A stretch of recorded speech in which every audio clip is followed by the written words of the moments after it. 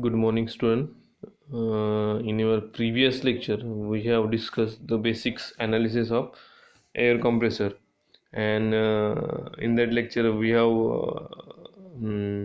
discussed about the different compression processes, such as the isothermal compression processes, polytropic compression process, and isentropic or adiabatic compression process. So now we have to represent that over the PV and TS diagram. Now here you can easily find out. So this is the pressure line and this is the volume line. These are the volume line and these are the constant temperature line. We can say this is the constant temperature line. This is the constant temperature line. This is the constant temperature line. Now this is the P1 suction pressure and this is the discharge pressure. This is the discharge pressure.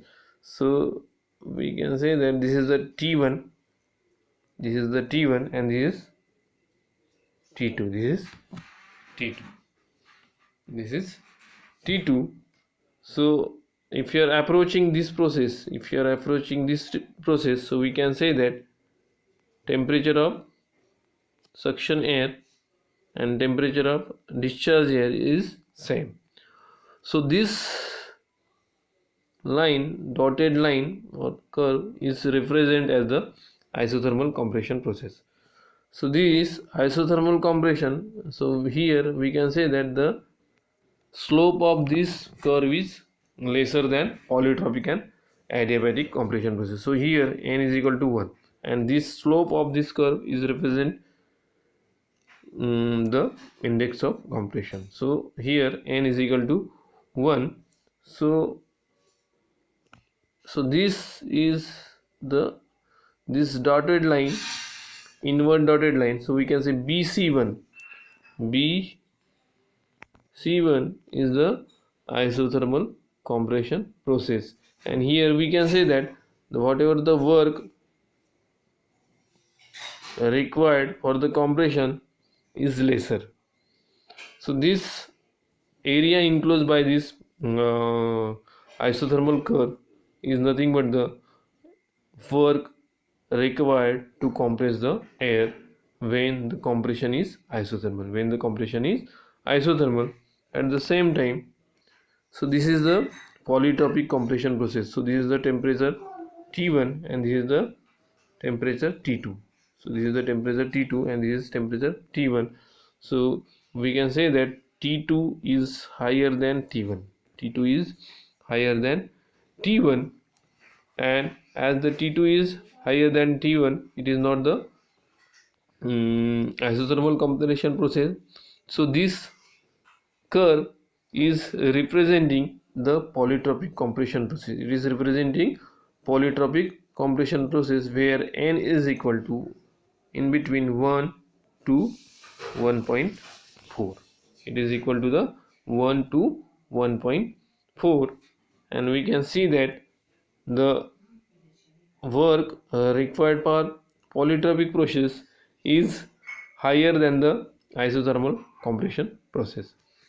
Again, the C2B,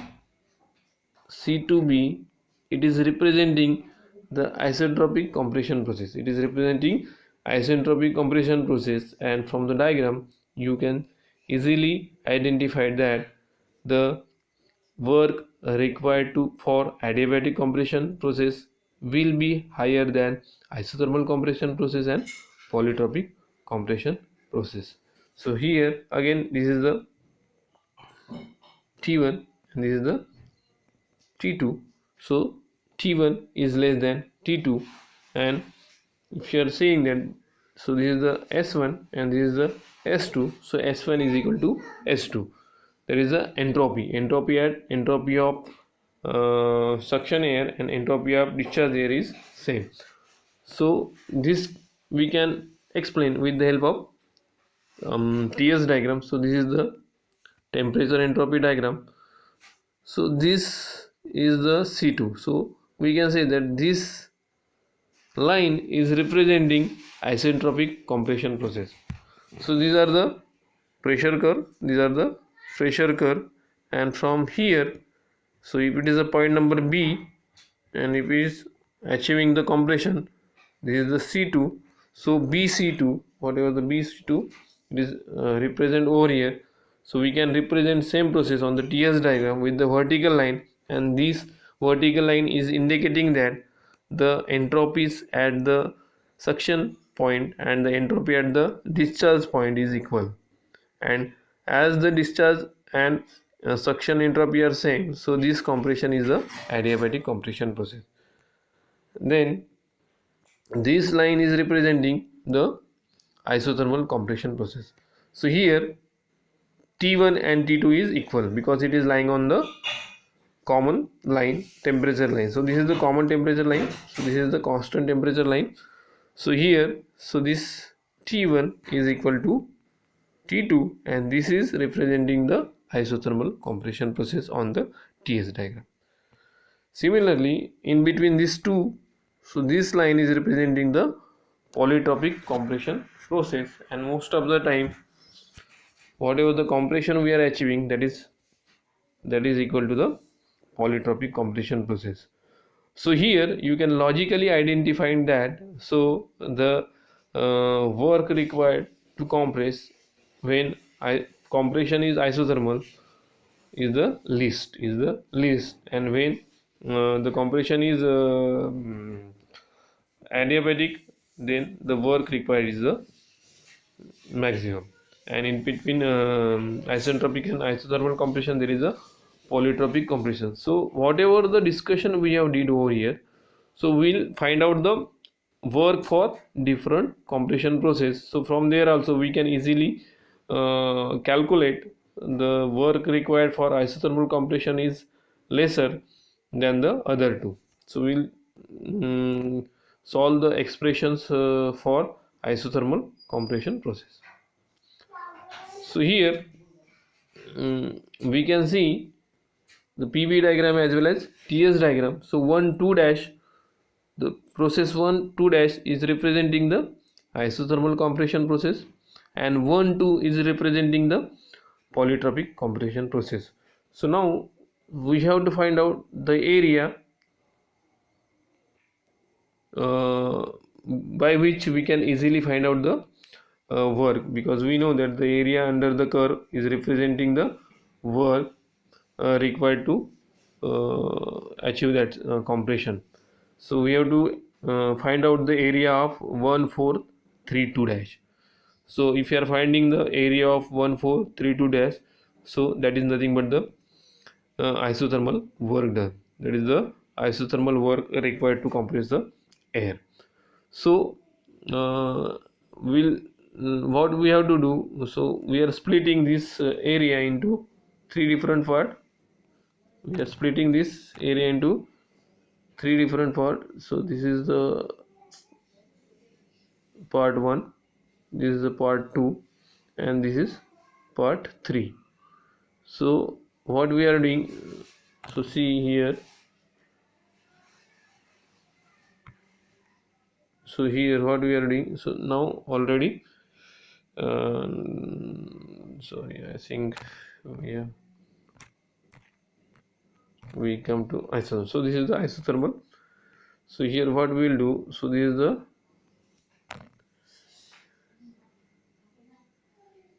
area 1, this is area 2, and this is the area 3. So from 1 plus area 2 minus area 3 will give us the this area. So this area is required to calculate, that is the 1432. So what we will do, area number 1 plus area number 2 minus area number 3 will give the area 1432. So if you are looking in the diagram, area 1 is related with constant pressure process. So this is 3 to 2 is a constant pressure process. At that process we are delivering discharge pressure air to the receiver. So this is the discharge process, and which is occurring at constant pressure process when the discharge valve will get open, and due to the opening of the discharge valve, the area at pressure discharge equal to the pressure equal to discharge pressure that will supply to the receiver. So this is the constant pressure process, and we can give it with the help of P2 V2. So this is equal to P2 V2. So this is given by this equation. So area under constant pressure process is given by P2 V2 dash, P2 V2 dash. Now so this is the area under the isothermal curve is given by, because this is the isothermal compression process, and it is given by P1 V1 log of V2 V1 by V2. So this area is given by P1 V1 log of V1 by V2 dash, and the area 3 is given by, because it is as the suction process, and the suction process is occurring at constant pressure, and that pressure is equal to the atmospheric pressure, and this is given by P1 V1. So we got the expression P1 P2 V2 dash plus P1 V1 log of n V1 by V2 dash minus P1 V1. So this is the expression we have got it. So this expression we have got, and this is expression is equal to the area enclosed by the processes, and that is equal to the isothermal work done. So now this is the isothermal process, and due to that, if you are taking process 1 2 dash, and this process is the isothermal process, so we can apply the basic law of isothermal process, and we can say that P1 V1 is equal to P2 V2 dash, P2 V2 dash, and due to that, what will happen? This will get deducted, this will get cancelled, it will get cancelled, and we'll get the expression equal to P1 V1 log of V1 by V2, and V1 by V2 is the compression ratio, it is nothing but the compression ratio, and compression ratio is P2 by P1. So again we can say the P1 V1 log of P2 by P1, log of P2 by P1, and P1 V1, if you are applying the basic gas law, so P1 V1 is equal to MR T1. So we can again rewrite this expression as MR T1 log of n P2 by P1. So this is the expression for isothermal work done, and now we can go for the expression for isothermal or adiabatic work.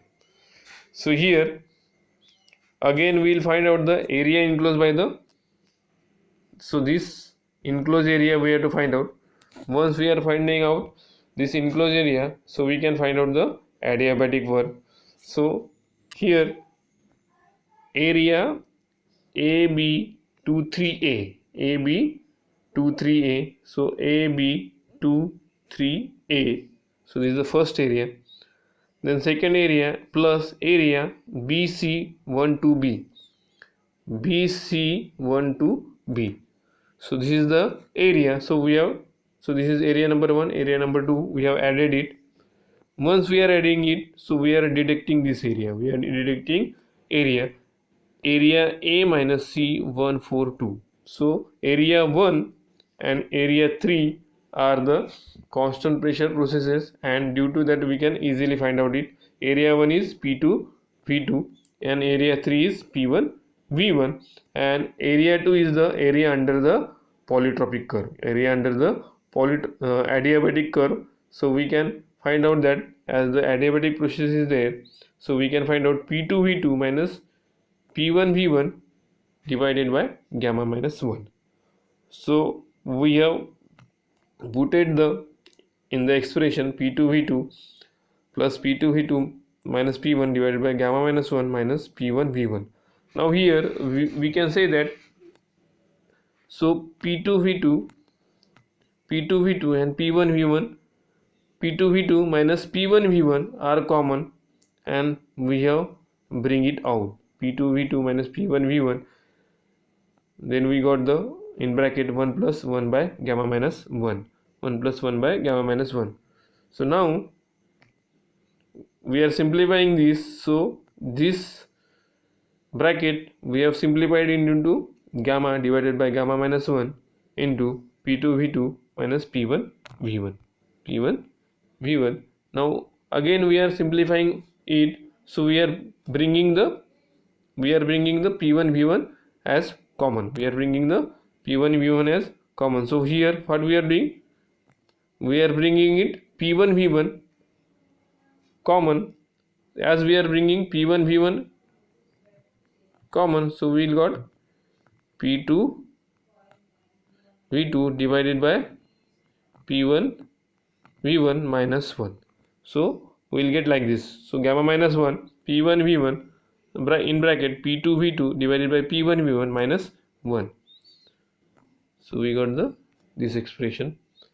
Now we have simplified this P2 V2 divided by P1 V1. So we got this is equal to P2 by P1 raised to power gamma minus 1 upon gamma. So this is equal to P2 by P1 gamma minus 1 upon gamma. If you are replacing V2 by V1 in terms of pressure ratio, so we are getting it like this. So once we are getting it like this, so we can say that, so this is the expression. So this is the expression for work. So this is the expression for compression work required to compress the adiabatic compression work. So this is the adiabatic compression work, and that is equal to gamma divided by gamma minus 1 P1 V1 in bracket P2 by P1 gamma minus 1 upon gamma minus 1. So this is the adiabatic work required to compress the air when compression process is adiabatic.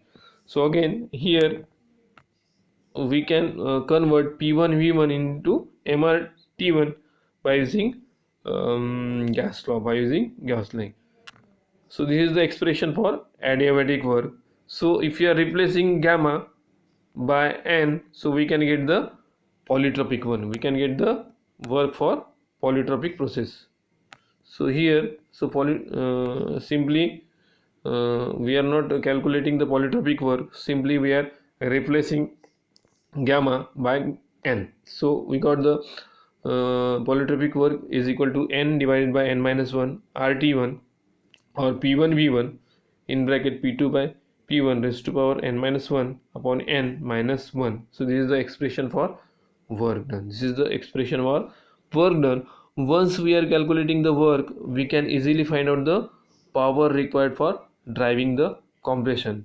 So work we are multiplying with the speed of the compression. So there is the number of complete cycle per minute, that is the RPM, that is nothing but the RPM. So if you are multiplying with RPM, and normally we are taking that RPM in minutes, so we are dividing it by 60, so we'll get in watt. So Wn divided by 60 will be in watt. So again if you are dividing by 1000, we can get it in kilowatt. So for that we have used the 10 to the power minus, so 10 to the power 3 in the denominator. So we are converting it into the watt, kilowatt. So this is in watt. So once we are again dividing by 1000 means 10 to the power 3, so we'll get the, it is in kilowatt. So this is the polytropic work. So we can calculate the work required for isothermal work, adiabatic work and polytropic work. So in next lecture we'll discuss about the multi-staging, why multi-staging is important, and how by using multi-staging how we can achieve the, we can approach the isothermal process by using intercooling. So we'll discuss about the two-stage compression process with intercooling in our next lecture. Thank you.